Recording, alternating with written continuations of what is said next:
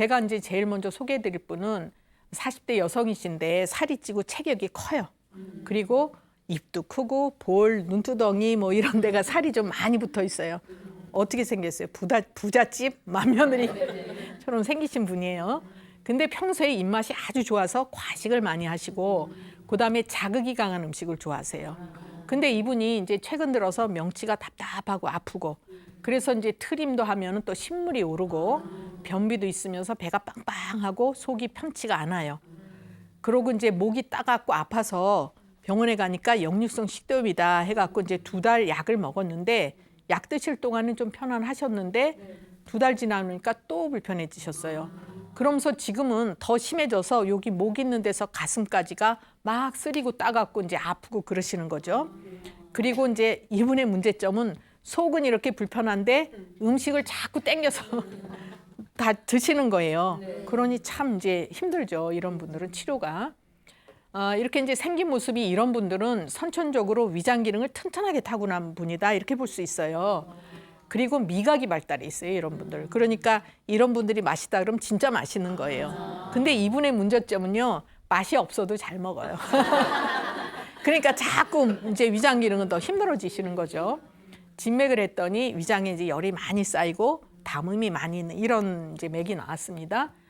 위장이 튼튼한 사람들은요. 웬만큼 먹어도 저 소화를 시킨다고 생각을 해요. 그래서 자꾸 과식을 하게 되고 그럼 또 위장에 열이 쌓여요. 그러면 또 쉽게 배가 고프고 또 먹게 돼요. 그러면 또 위에 열이 쌓여요. 자꾸 악순환이 되는 거예요. 제가 이걸 이제 조금 쉽게 이해해드리기 위해서 비유를 하나 해볼게요.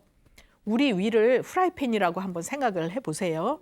그럼 이제 이 후라이팬에다가 밥을 볶아요. 볶음밥, 밥 한 공기를 넣고 볶아요. 그러면 은근한 불에 볶을 때는 맛있게 잘 볶아져요. 그렇지만 센 불에 볶으면 어떻게 될까요? 타죠. 그래서 이제 막 볶아서 먹으려고 보니까 반은 탔어요. 그러면 우리가 먹을 수 있는 건 반밖에 없잖아요. 한 공기 볶느라고 힘은 많이 썼는데 반밖에 못 먹었어요. 조금 있다 또 배가 고파요. 그럼 또 그렇게 볶아서 먹게 돼요. 이게 자꾸 악순환이 되다 보면 힘은 힘대로 들고 위는 위대로 힘들어지고 그러면서 우리가 소화 흡수되는 거는 적고 그렇죠. 그래서 이제 지금 이런 상황을 이제 제가 그렇게 비유해서 설명을 해드렸어요. 그러면 예전에는 이제 위장을 밥통이라고 얘기했어요. 아시죠? 사람마다 밥통 크기가 다 달라요. 네. 이해하시죠? 밥통 크기도 다를 뿐더러 소화력도 달라요. 그래서 이제 요거를 감안을 해야 돼요, 항상. 그래서 늘 생활할 때는 지나치지도 모자라지도 않게 생활하는 것이 제일 중요하죠. 그게 바로 중용을 지키면서 사는 거다 이렇게 말씀을 드리고요. 대개 이제 소화 기능이 약한 분들은 늘 소화제 먹어요. 모자라는 분들이죠. 소화 기능이. 소화 기능이 지나친 사람들은 위장에 열이 자꾸 쌓이니까 위장 기능이 자꾸 지나치게 항진돼요. 그러면서 위액 분비를 과다하게 하게 돼요. 그래서 이런 분들이 역류성 식도염이 잘 생겨요. 그러면 열이 많으면 이제 신물이 오르고 속 쓰리고 트림하고 이렇게 되잖아요. 근데 또 이런 분들이 찬 음료, 찬 음식 이런 걸 좋아하는 분들이 또 많아요. 그런데 우리 위는 은근하게 따뜻해야 음식을 삭혀요. 이렇게 찬 게 들어오면 소화는 시켜야 될 텐데 차졌어요. 그러니 이걸 소화시키려면 또 어떻게 열을 내야 되죠.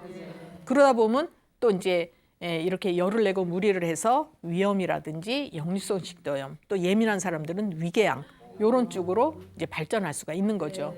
우리의 위장은 은근한 열로 음식을 이제 삭혀서 소화를 시켜야 돼요. 이제 그래서 이분은 치료를 여기 양명형이라는 얘기는 위장 기능이 튼튼하고 살도 찌기 쉽고 이런 체질을 이제 한의학에서 이렇게 표현을 해요. 이제 위장의 열을 조절하고 노폐물 제거하고 또 위장 기능이 지나친 거를 해결하는 그런 치료를 해드렸어요. 그랬더니 차츰차츰 이제 본인도 또 음식을 조심하고 그래서 속 쓰리고 가슴 답답하고 뭐 이제 트림하고 이런 증상이 다 좋아지셨어요. 그래서 제가 이제 부탁을 드렸어요. 이분은 또 과식하고 자극 있는 음식 드시거든요. 제 걱정이 돼서 위장 기능 회복하고 강화하는 방법을 알려드리고 요게 맞춰서 사시라고 이제 부탁을 드렸는데 뭐예요? 소화시킬 수 있는 한도 내에 음식을 적정히 드셔야 돼요. 자기 밥통 크기만하게 약간 부족하게 드시는 게 좋죠. 예, 그래서 이제 그것도 때 맞춰서 드셔야 돼요. 안 먹다가 몰아서 먹거나 이건 나쁘죠. 예, 그다음에 음식을 저녁 식사 이후에 위를 12시간 이상 비워놔야 돼요.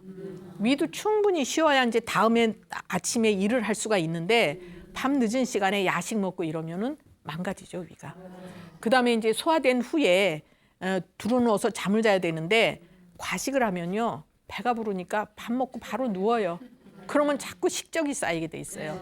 그래서 소화가 된 다음에 눕고 주무시는 것이 좋다. 특히 비만한 분들은 이거 굉장히 중요하거든요. 그래야 이제 위를 좋게 하고 체중을 조절할 수 있어요. 무조건 안 먹는다고 다이어트가 되는 게 아니에요. 그런 경우에는 억지로 살은 빼도 요요가 생기는 거거든요. 이게 필요하죠.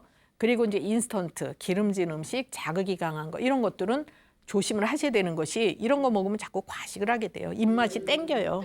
그래서 이제 요것도 조심하셔야 되고 또 요거 저녁에 식사량을 줄이고 음식이 중요해요. 담백하고 청정한 음식을 드셔야 돼요.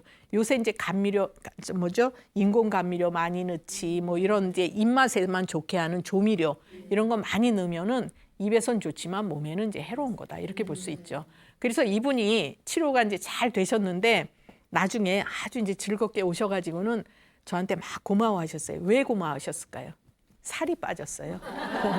몸이 가벼워지셨다고. 그래서 이거 또 살찌시면 아깝지 않으시냐. 그러니까 요거 잘 지키세요. 이렇게 이제 부탁을 드렸어요.